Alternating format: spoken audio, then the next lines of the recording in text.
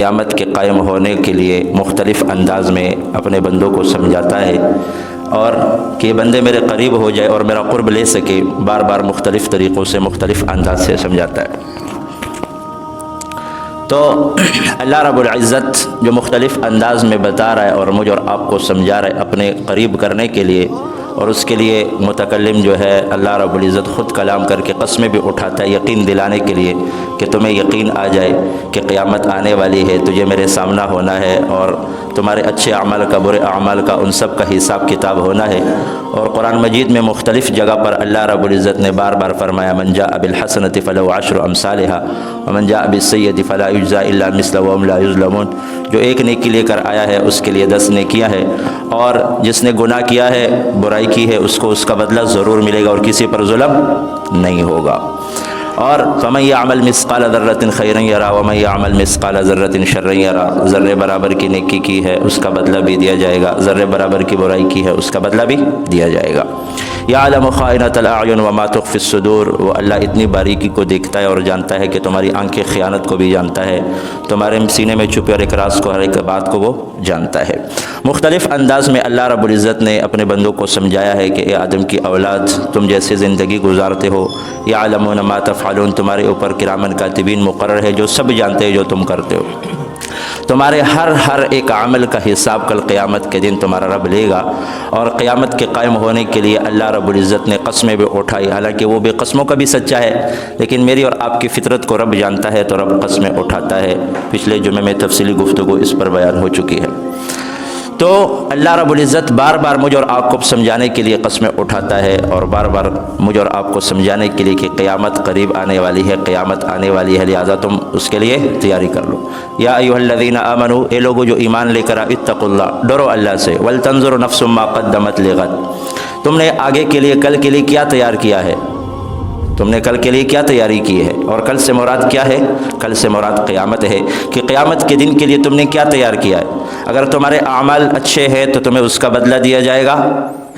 انعامات تمہیں ملیں گے، اور تمہیں جنت ملے گی، جنت کے انعامات تمہیں ملیں گے۔ لیکن اگر تمہارے اعمال اچھے نہیں ہیں، تم دیکھو اپنے گریبانوں میں جان کر دیکھو، اپنی زندگی کو دیکھو، تو پھر اس کا بدلہ بھی تمہیں دیا جائے گا۔ پھر وہاں کی خوشی جو ہے ہمیشہ کی خوشی، اور وہاں کا غم ہمیشہ کا غم ہے۔ تو تم نے آگے کے لیے کیا تیار کیا ہے ایمان والو، ایمان والوں سے اللہ مخاطب ہے، اے ایمان والو کل کے لیے تم نے کیا تیار کیا۔ اور اللہ رب العزت نے قیامت کے قائم ہونے کے لیے، یقین پیدا ہونے کے لیے قسمیں اٹھائی، اور اکثر الفاظ ماضی کے استعمال کیے۔ اب ماضی میں جو واقعہ ہو جاتا ہے تو اس میں شک اور تردد نہیں ہوتا، کیونکہ ماضی میں گزر چکا ہوتا ہے۔ اب 3 حال ہیں، ایک ہے ماضی، ایک ہے حال، ایک ہے استقبال۔ اب ماضی وہ جو گزر جاتا ہے، حال وہ ہے جس میں میں اور آپ موجود ہے، اور استقبال وہ ہے جو آنے والا ہوتا ہے۔ اب ان تینوں حال کے لیے، تینوں حال، تینوں ماضی کے لیے مختلف جملے استعمال ہوتے ہیں، عربی میں بھی ہوتے ہیں اور میری اور آپ کی زبان میں بھی ہوتے ہیں۔ جب تک، اور عربی ایک ایسی زبان ہے جس میں اگر اردو میں ہم کل کا کہتے ہیں، کل کے لیے کیا تیار کیا ہے، تو کل سے مراد یہ ہوتا ہے کہ جب تک اس کے ساتھ آگے پیچھے کوئی اور لفظ جملہ نہ استعمال کیا جائے اس وقت تک سمجھ نہیں آتی کہ اس کل سے مراد کون سی ہے، آنے والی کل ہے یا گزری ہوئی کل ہے۔ لیکن عربی میں ایسا نہیں ہے، گزرے ہوئے کل کو امس کہتے ہیں، آنے والے کل کو غدن کہتے ہیں۔ اب اللہ رب العزت فرما رہے آنے والے کل کے لیے، پیچھے گزرے ہوئے کل کی بات نہیں ہو رہی ہے، آنے والے کل، اور آنے والے کل سے مراد قیامت ہے، کہ قیامت کے لیے تو نے کیا تیار کیا ہے۔ اب ہمارے جو 3 حال ہیں اس میں ماضی کے لیے الگ الفاظ استعمال ہوتے ہیں، حال کے لیے الگ ہوتے ہیں، استقبال کے لیے الگ ہوتے ہیں، اور جب تک آگے پیچھے ان کے ساتھ الفاظ نہ ہو ہمیں سمجھ نہیں آتی کہ یہ کون سے حال کی بات کر رہے ہیں، کون سے ماضی کی بات کر رہے ہیں، کہ استقبال کی بات کر رہے ہیں۔ مثال کے طور پہ، مثال سے بات واضح طور پہ سمجھ آ جاتی ہے۔ میں کہہ دیتا ہوں کہ اللہ دیتا صاحب سو گئے یا سویا تھا، گزرا ہوا زمانہ ہے۔ اب حال میں اگر موجود ہے تو میں کہوں گا باتیں کر رہا ہے، کھانا کھا رہا ہے، سو رہا ہے۔ آنے والے کل کے لیے، استقبال کے لیے میں کہوں گا سوئے گا، کھانا کھائے گا، باتیں کرے گا۔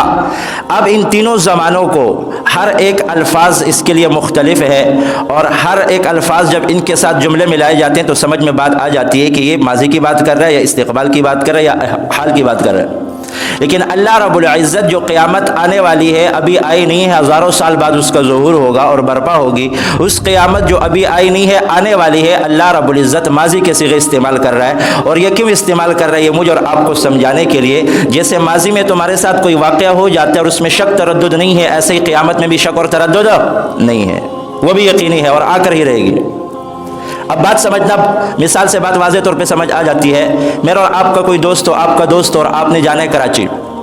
اور کراچی جاتے ہوئے آپ اسے فون کرتے ہیں، وہ ابھی گھر میں ہے، اور آپ اسے کہتے ہیں کہ پرسوں کی سیٹ میرے لیے کنفرم کر دیں،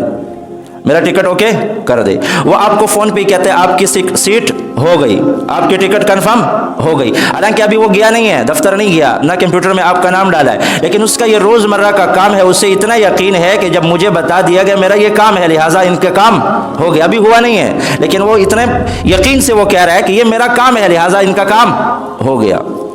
اللہ رب العزت بھی ماضی کے صیغے استعمال کر رہا ہے مجھے اور آپ کو بتانے کے لیے، اور میرے نبی علیہ الصلوۃ والسلام سے بھی فرمایا ہے فورب السماء والارض انه لحق مثل ما انکم تنطقون ويستنبئونك حق هو قل اي وربي انه لحق وما انتم بمعجزين۔ مجھے زمین آسمان کی قسم، اس کے بنانے والے کی قسم، قیامت اتنے یقینی ہے جیسے تمہارا بولنا یقینی ہے، تمہارے بولنے میں تمہیں شک اور تردد نہیں ہے، ایسے قیامت کے آنے میں بھی شک اور تردد نہیں ہے۔ اے پیغمبر مصطفیٰ، یہ آپ سے پوچھتے ہیں قیامت کے بارے میں، آپ ان کو کہے رب ذوالجلال کی قسم وہ یقینی ہے، قیامت ضرور آ کر ہی رہے گی۔ وما انتم بمعجزین، اور تم ساری کائنات کے لوگ مل کر بھی اس کو روکنا چاہو گے روک نہیں سکتے۔ اب اللہ رب العزت ماضی کے صیغے استعمال کر رہا ہے مجھے اور آپ کو سمجھانے کے لیے کہ تمہارے ساتھ کوئی واقعہ جب ہو جاتا ہے ماضی میں اور اس میں تمہیں شک اور تردد نہیں ہوتا، ایسے ہی قیامت میں بھی شک اور تردد